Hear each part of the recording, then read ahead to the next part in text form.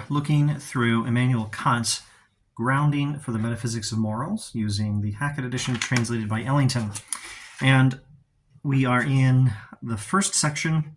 This translation, let's start at page 9 for this video. Kant says, "The concept of a will, estimable in itself and good without regard to any further end, must now be developed."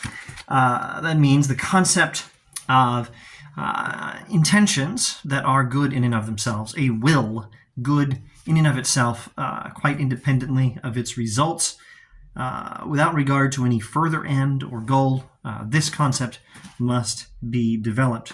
Kant says, this concept already dwells in the natural sound understanding and needs not so much to be taught as merely to be elucidated.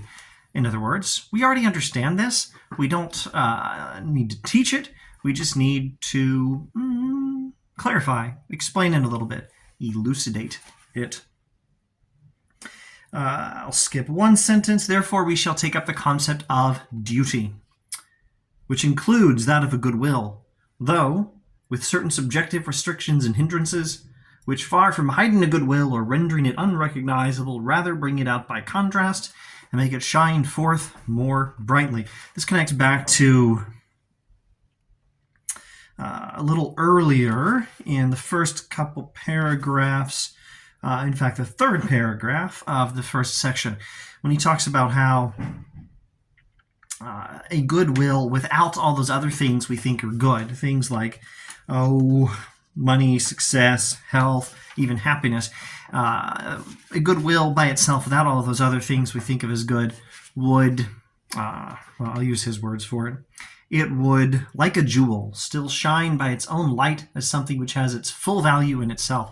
The value of a good will is a thing good in itself, is what, what I keep saying, because Kant keeps saying it, and it's what he now wants to elucidate or clarify by talking about duty and looking at particular examples where people do their duty strictly because it's right and not for any other reason.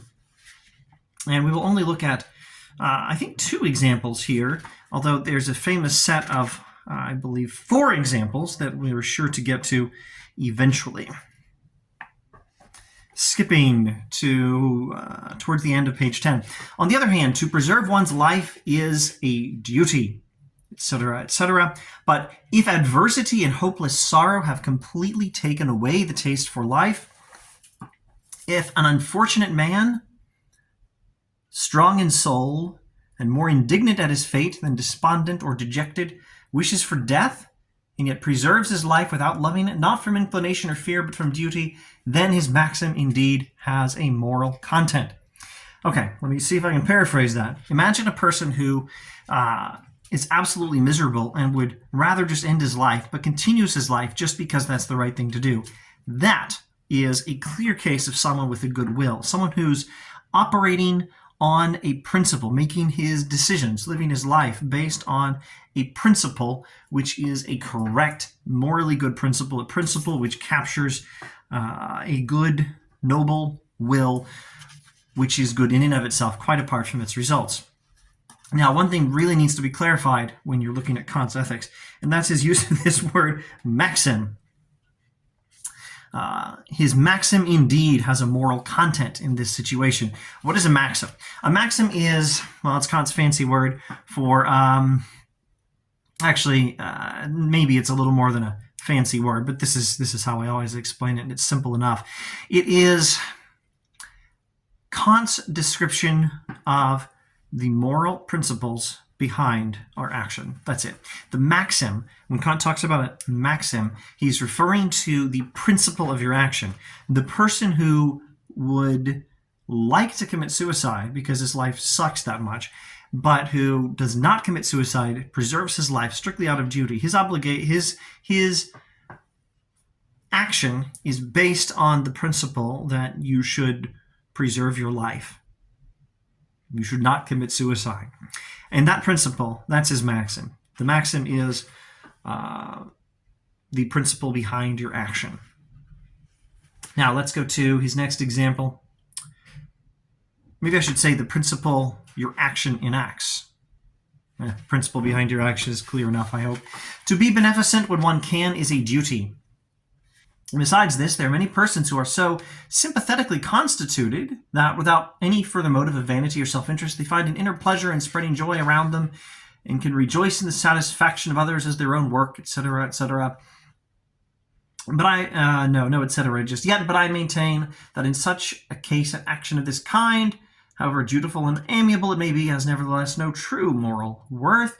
Now, etc., etc. Suppose then the mind of this friend of mankind to be clouded over with his own sorrow, so that all sympathy with the lot of others is extinguished. And suppose him still to have the power to benefit others in distress, even though he is not touched by their trouble, because he is sufficiently absorbed with his own. And now suppose that even though no inclination moves him any longer, he nevertheless tears himself from this deadly insensibility and performs the action without any inclination at all, but solely from duty. Then for the first time his action has genuine moral worth. Here, again, Kant is talking about a will which is good in and of itself, not just because of its results or for any other reason. And he's illustrating by talking about a person who fulfills the obligation to beneficence, to kindness. I think this very carefully, very closely translates to synonyms like charity or almsgiving. Someone who does works of kindness for others, not necessarily literally almsgiving in the form of money, but other kinds of works of kindness included as well. Someone who does works of kindness for others strictly because it's right. And to clarify that, his thought experiment is imagine someone who can't possibly enjoy acts of kindness to other people anymore because of certain circumstances, but who does it only because it's right. And then his action has genuine moral worth because he's doing it just because it's right. And with that, I suppose, we shall end this video. Thanks for watching.